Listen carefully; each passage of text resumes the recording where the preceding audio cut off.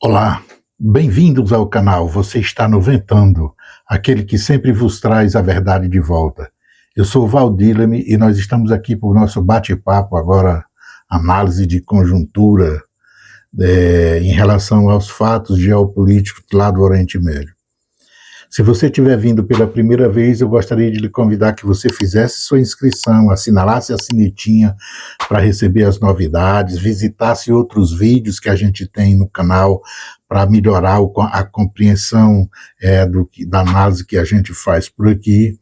Também participar com seus comentários, além de distribuir para os seus amigos conhecidos, para tornar o nosso canal, de certa forma, visível, conhecido, para permitir que mais gente participe do nosso debate e contribua com a nossa busca de verdade verdadeira. Beleza? Pois bem, como sempre, nós vamos começar fazendo uma pequena lembrança dos fatos que têm ocorrido em relação àquela situação ali no Oriente Médio, né, o conflito que está ocorrendo e que está, de certa forma, paralisado com uma trégua parcial, vamos dizer assim, mas sempre em estado latente o reinício da guerra. O reinício, obviamente, da guerra quente, né? Porque o estado de guerra, de fato mesmo, nas palavras, nas atitudes, estão desde há muito tempo, então. Os Estados Unidos, o Gorbachev, lá do norte, ele, de certa forma, já ameaçou neste domingo, amanhã, dia 4, ele fazia, vamos dizer assim, a tentativa de desobstrução do Estreito de Hormuz. É uma coisa meio estranha, né? Porque ele está em busca de uma saída, ele quer sair dali porque só que precisa voltar o estreito às condições de navegabilidade, porque isso está, de certa forma, pressionando não só a economia estadunidense, mas também a economia global. Então ele está numa sinuca, ele tem que mover alguma pedra. A pedra foi deixada na mão dele, o jogo está na mão dele porque o Irã colocou na mão dele a bola, né? Ao fazer a proposta, ao dizer quais eram as condições para sentar na mesa e, de certa forma, extinguir as razões de conflito ou criar uma situação de paz duradoura, o Irã colocou as condições dele. E ele, de fato, não concordou, ele pelo menos arguiu isso, né? Expôs isso, externou essa não concordância com as posições já determinadas, já predefinidas pelo Irã, porque, de certa forma, já seria de antemão, vamos dizer assim, a rendição. Fora isso, ele se prontificou, quer deixar a guerra, quer abandonar a guerra, mas não pode abandonar a guerra com o estágio em que está ali o Estreito de Hormuz. Então ele precisa, de certa forma, dar uma respiração para a economia mundial. Tem que criar perspectiva, de novo, de algum tipo de crescimento ou de normalidade econômica para o mundo. Que com o estreito, visto que ali passa 20%, um quinto de toda a energia do mundo, as necessidades energéticas do mundo, com esse tipo de necessidade, com a torneira fechada, obviamente que a economia não volta à sua normalidade. Então ele precisa dar uma resposta. Qual é a resposta que ele está tentando criar? Ele criou a ficção chamada de uma operação humanitária, né? Segundo ele, ele vai tentar dirigir as belonaves que estão encalhadas no estreito para permitir que elas sigam seu destino. Ou seja, ele diz que vai iniciar uma operação humanitária de liberação. E aí está ameaçando o Irã para não reagir, para não provocar nenhum conflito. Está dizendo, olha, eu estou indo ali, eu estou indo em paz e vou tentar escoltar, liberar o pessoal para passar e tal. E aí pede que o Irã não reaja, que é para evitar haver de novo um novo choque, né? E o Irã já ameaçou. Não brinca, porque aqui a gente pode afundar porta-aviões. Então, a situação está um pouco assim, melindrosa. ele tem até se reprimido no sentido de não usar aqueles termos desrespeitosos, como é de costume dele, né? Aquele tratamento de imperador bonachão, e tem se comportado no diálogo, na conversa, inclusive nas entrevistas, ele tem se comportado com uma certa educação verbal, vamos dizer assim, não é? Então, estamos esperando isso aí. Por enquanto está no morno essa história do retorno às trocas de tiros, né? A chamada Guerra Quente. Pois bem, agora eu tinha prometido que a gente faria um bate-papo sobre algumas coisas que foram apresentadas como novidade, eu digo, na operacionalização desse conflito. Não é? De que é que eu estou falando? Inclusive porque fui provocado para falar sobre isso por um amigo, né? O que tinha para dizer sobre isso que está sendo ventilado e do que se trata. Se vocês olharam bem os meios de comunicação e tal, a imprensa ocidental, vocês vão ver que eles usaram alguns termos, por exemplo, guerra assimétrica. É uma guerra assimétrica conduzida pelo Irã contra Estados Unidos e Israel. E essa guerra assimétrica está, de certa forma, permitindo um sucesso temporário, considerada, vamos dizer assim, as forças envolvidas, né? Então reconhecem essa possibilidade ou esse sucesso momentâneo do Irã por conta desse evento Guerra Assimétrica. Outra coisa que falaram também, e aí vem a calhar, e é nesse ponto que a gente vai bater um papo, é sobre a questão da chamada defesa mosaica. O que seria essa defesa mosaica? Não é? Bom, eu gostaria de começar esse bate-papo trazendo algumas semelhanças entre aquilo que, quando eu era criança, estudando no ginasial, meu professor de geografia econômica e história, ele falava do Império Persa, né, Aquemênidas, como chamam, né, que é a primeira grande etapa do Império Persa, a primeira construção imperial persa, inclusive conduzida pelo Ciro o Grande. Aquele que, de certa forma, permitiu que os judeus que tinham sido expulsos da Palestina no período do Império Babilônico, na ocupação do Império Babilônico, e ao derrotar o Império Babilônico, permitiu que os judeus que quisessem retornar para a região da Palestina voltassem, deixassem a Babilônia e partissem de volta da chamada primeira diáspora, ocorrida lá pelos séculos 7, 6, século 7 antes de Cristo, né? Eu tenho esse estudo, a gente tem nos nossos vídeos passados aí. Podem pegar, por exemplo, aquela série chamada de A Questão Palestina. Eu vou estar tratando disso quando ocorre essa coisa da construção do Império Aquemênida. Agora, mas eu quero chamar a atenção para uma coisa que é exatamente o que eu disse que meu professor, minha professora, lá no ginasial, e eu nunca me esqueci, são coisas assim que não me olvidei, né?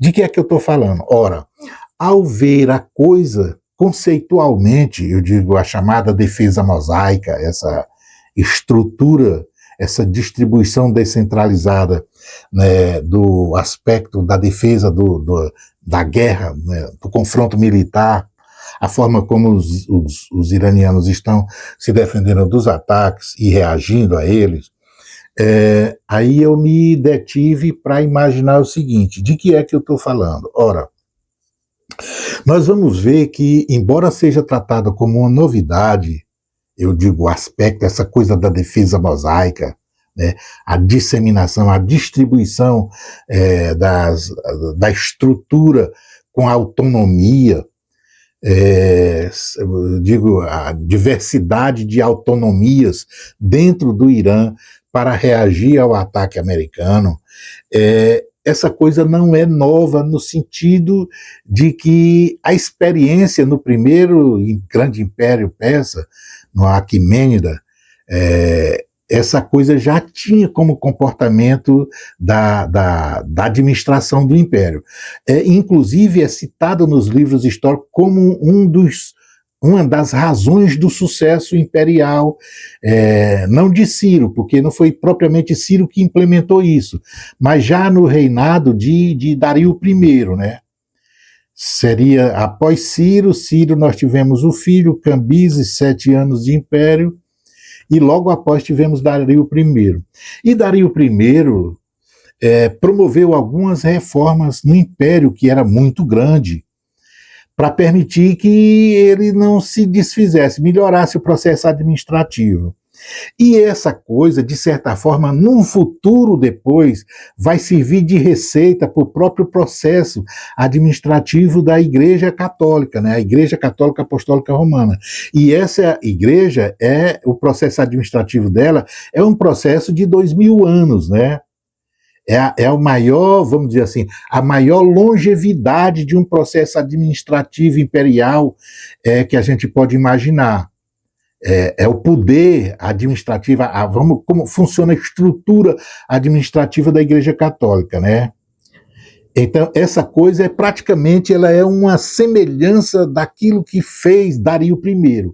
E o que é que fez Dario I? Dario I criou uma coisa chamada de satrapias, né?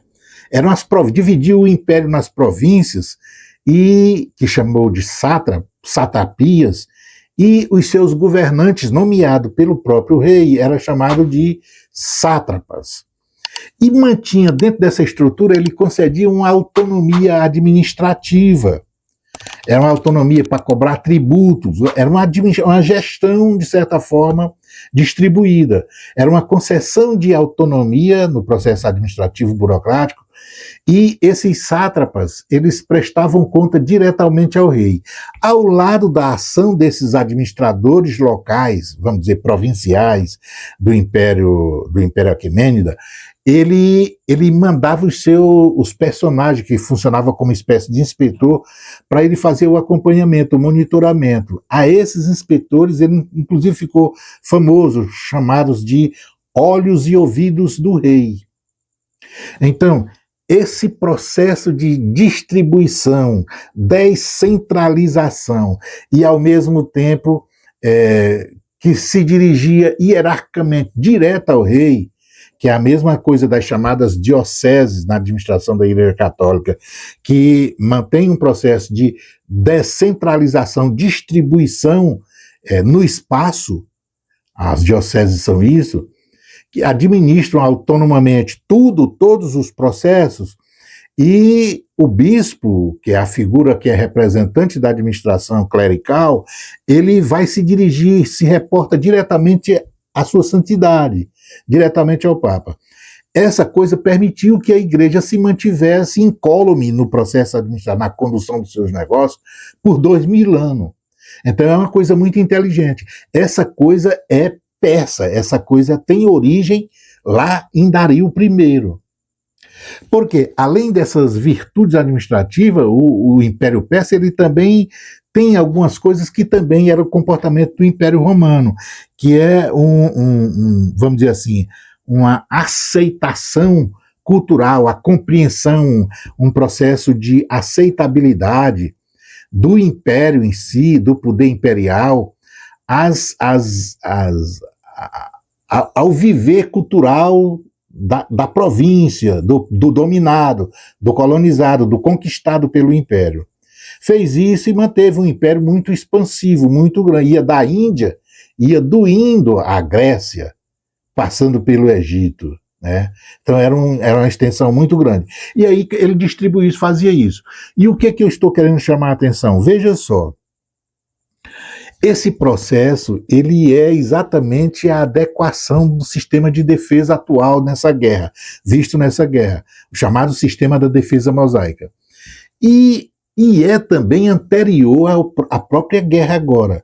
Nós vimos agora, com esse movimento que foi produzido, com o chamado sistema mosaico, que a Guarda Revolucionária, as forças de defesa iraniana, quando elas distribuíram isso, elas já estavam também passando pelas experiências de fazer isso em relação aos seus proxies. Eu vou chamar de proxies e tal, mas em relação ao chamado, ele chama, os iranianos chamam de eixo da resistência. O que eu estou querendo dizer? Essa coisa que no decorrer dessa guerra, agora, no ato dessa guerra, ela fez dentro do seu próprio terreno, dentro do seu próprio espaço geográfico, não retirou a questão da hierarquia, obviamente, né?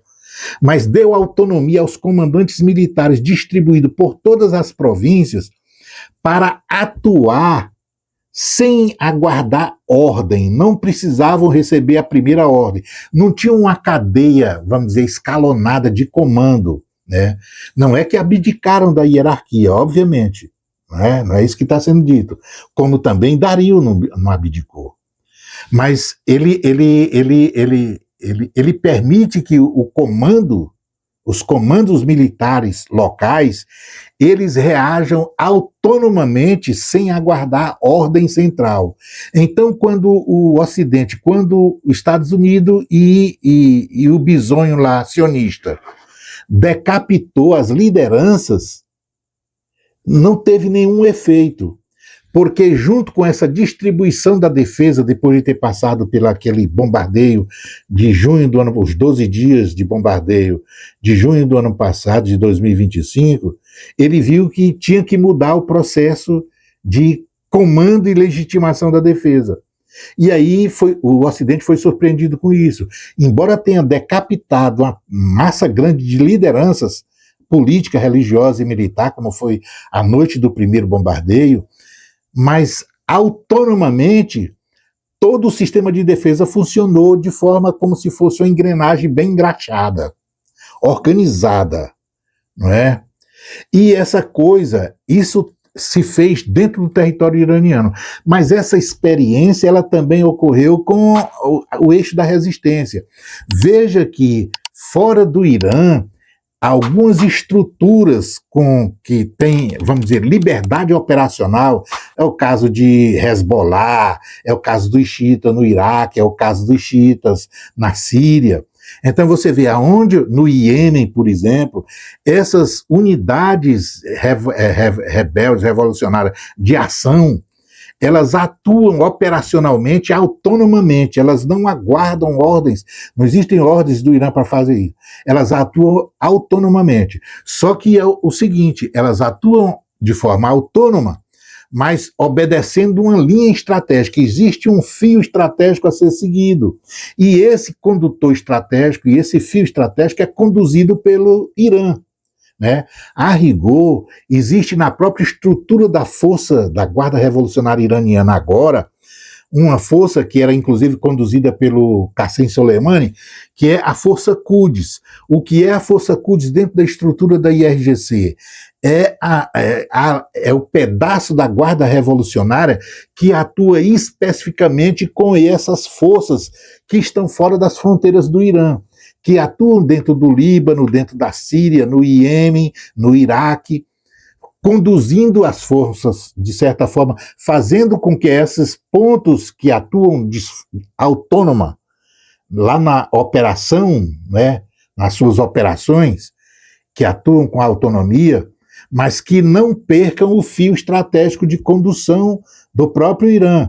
Que esse meio campo, vamos dizer assim, o oficial de ligação que faz essa condução para permitir que os operadores nesses países que têm soberania própria, são forças que estão dentro de uma conjuntura diferente, não é dentro do território iraniano. Elas estão dentro de um lugar que tem governos, que tem exército, que tem atuação política, até diferente do comportamento das forças de resistência, do eixo de resistência.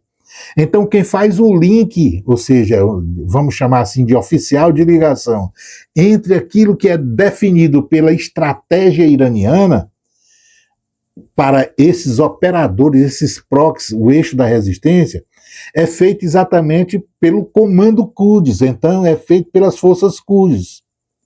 Esse era o papel do Soleimani, que foi assassinado em 2023, no outro governo Trump. O Trump que inclusive comandou a morte. Então, mas isso que eu queria dizer. Então, o que é esse modelo de administração? Veja que com Dario a coisa era dada para a administração, as satrapias, né? Os sátrapas, eles eram governadores provinciais que atuavam na cobrança de impostos, organização de exército e tudo mais. Só que ao mesmo tempo em que o rei tinha o olho, ou seja, a força cudes dele, que ia lá onde estava, na satrapia, para fazer o acompanhamento, seu olho e ouvido do rei, para entender que estrategicamente as rebeldias, os sátrapas, os governadores locais não estavam fazendo coisas nem contra o próprio rei e nem em contradição com os interesses do império, porque esses olhos do rei e ouvidos do rei, eles eram responsáveis, inclusive, pela condenação de morte de um sátrapa que resolveu trair o império. Além disso, o Dario não deixava na mão só do sátrapa toda a condução. Então, o sátrapa era o governador geral, mas tinha lá separado o poder militar, o organizador do exército. Então, o exército imperial que servia naquela província, tinha um general que atuava comandando essas tropas, ou seja, de certa forma, um pouco mais livre da ação do sátrapa. Tinha o setor financeiro, a área tributária também, né? Um secretário de finanças que também atuava com uma certa autonomia. Ele colocava essas figuras independentes para não permitir que, igual o Fernando Henrique fazia com os ministérios que ele conseguiu ao PFL. O Fernando Henrique mandava o ACM indicar um ministro e aí ele botava um dele na secretaria executiva, que nunca deu, como faz o Lula, ministério de porteira fechada, para aqueles que são adversários políticos. Né? Esse é um comportamento, isso é uma, vamos dizer assim, é uma lei da administração de quem quer estar vivo no dia seguinte, politicamente, isso é da geopolítica, e é vamos dizer assim, da percepção maquiavélica, né? Da condução política. Então, essa defesa no mosaico, como a gente viu, foi a aplicação do mesmo modo que é dado aos proxies que estão fora das fronteiras iranianas. Ou seja, foi simplesmente transmudar, transplantar aquilo que o Irã já fazia com relação aos seus porta-vozes, aos seus agentes operacionais que atuavam fora das fronteiras do Irã, para as forças de defesa que estavam dentro do Irã. E aí, ao mesmo tempo, manteve uma escala sucessória de 3, 4 pessoas para automaticamente assumir se fosse decapitado o atual comandante. Então, ao decapitar aquela estrutura de governo inteiro no primeiro dia de combate, os Estados Unidos não derrubou Israel, não derrubaram o regime, porque no momento seguinte, as pessoas que já estavam escolhidas, quem seriam os comandantes substitutos. Então, ele fez isso numa sequência de 4 substituições, uma sequência de 4 lideranças. Vai um, morreu, sobe o outro, morreu, sobe o outro, morreu, sobe o outro. É nessas condições que estamos, nesse exato momento, o sistema de defesa do Irã. E o modelo mosaico, como diz, é essa autonomia que ele deu. Ele não quebrou a hierarquia, mas deu a autonomia de gestão, tanto de mísseis, a hora que atinge, a hora que dispara os mísseis, quantos mísseis vão disparar, que alvos tem. Todas essas coisas estão na liberdade, na autonomia desse centro de defesa local, provincial.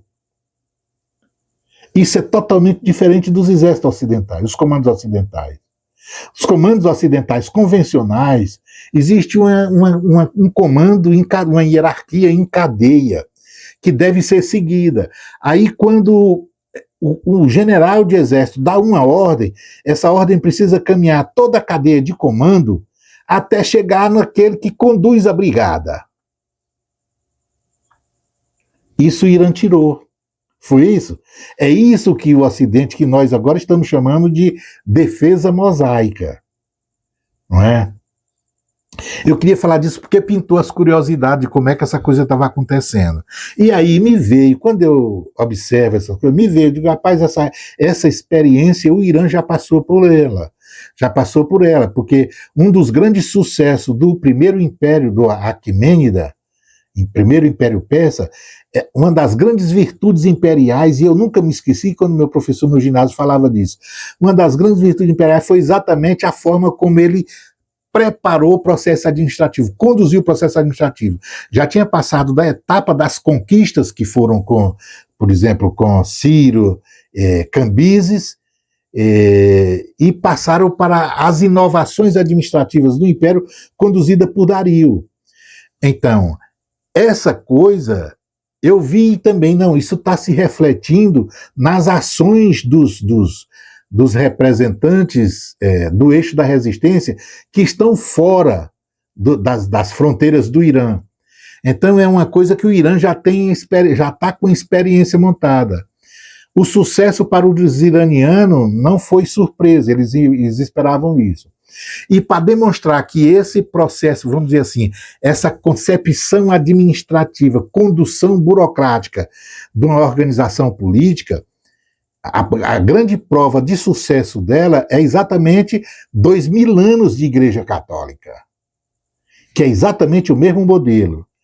Quando você quiser olhar o que Dario fez com o processo administrativo do primeiro Império Aquemênida, é só olhar posteriormente o que a Igreja Católica fez. É só olhar como é que a Igreja Católica, como é o processo administrativo da Igreja Católica hoje, né? Que é a de sempre. É um processo descentralizado, mas altamente, eu digo descentralizado no sentido de que há uma distribuição da autonomia, mas altamente o poder centrado na mão do dirigente, no caso, o Papa. Percebe? E aí ele tem o seu ouvido e os seus olhos que veem e falam por ele. Os núncios, né? As autoridades eclesiais que são representantes do Vaticano direto e que acompanham a condução administrativa das dioceses, arquidioceses, para evitar os chamados desvios de conduta, de procedimento ou fragilidades no controle. Percebe? Então é uma coisa desse nível. Se você estiver aguardando aqui, por gentileza, você se inscreva, faça seu comentário, distribua para os seus amigos, conhecidos, e também faça visitinha aos outros vídeos para permitir conhecer outros elementos desses estudos que a gente está fazendo aqui. Beleza? Foi um prazer. Fiquem de novo com o Pueblo e a canção que foi feita para a rainha inesquecível, né? Até o momento chegar. Eu não estou, eu já não vejo mais o sol, não tenho mais, as minhas forças eu já não consigo empurrar a minha cadeira, eu não tenho muito, porque esperar muita coisa, né? Porque a minha utilidade está acabando. Era essa e ela já está, vai estar, vamos dizer assim, sendo difícil mantê-la. E inútil não é sonho de nenhum ser humano. Não é isso? Um abração, fiquem com W Pueblo.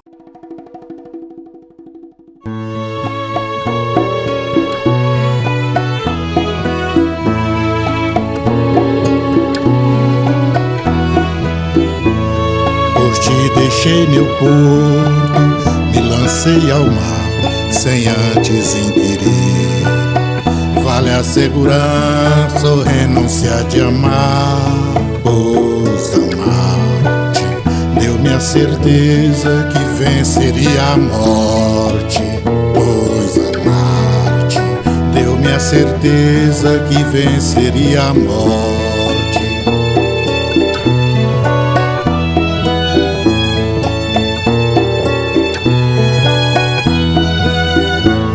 Ausência presente, ou presença ausente, ó mãe, sei lá. Só sabe quem sente, os dois, sei lá. Só sabe quem sente, mãezinha, sei lá.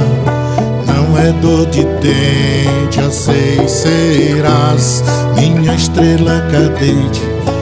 já não me convence o papo de vidente, pois eu sei que sou a tua semente, ó mãe, eu sou a tua semente.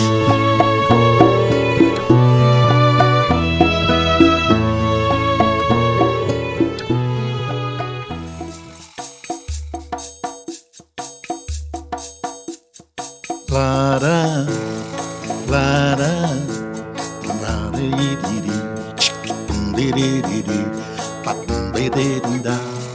lara,